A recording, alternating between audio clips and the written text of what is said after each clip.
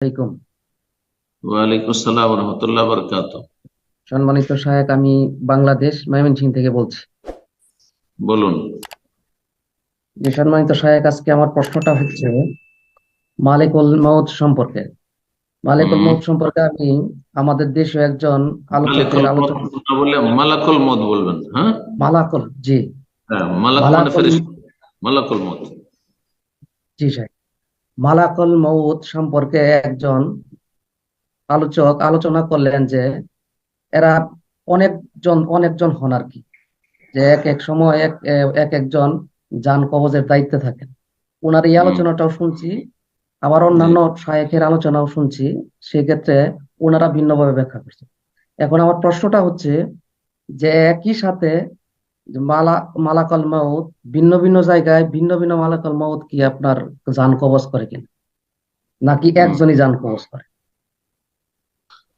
জাযাকাল্লাহ খাইর। কোরআনে কারিমে মালাকুল মত সম্পর্কে কোরআনে কারিমে এক বচনে এসেছে, কুল ইয়াতাওয়াফাকুম মালাকুল মউতিল্লাযী ওয়াক্কালা বিকুম সুম্মা ইলা রাব্বিকুম তুরজাউন।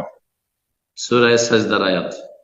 হে নবী, মানুষকে জানিয়ে দাও যে ইয়াতাওয়াফাকুম মালাকুল মউত, তোমাদের আত্মাগুলি গ্রহণ করেন মরণের ক্ষেত্রে নিযুক্ত দায়িত্বশীল ফেরেশতা মালাকুল মউত।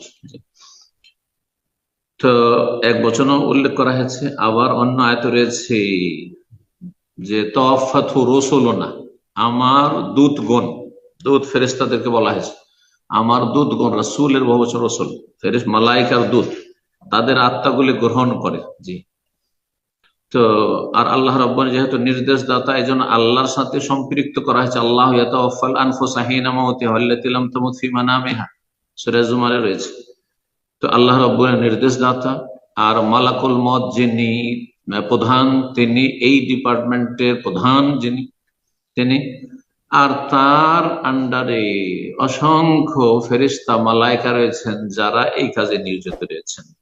এটি ওলামারা বলেছেন। আল্লাহ তাআলা আলাম। জি।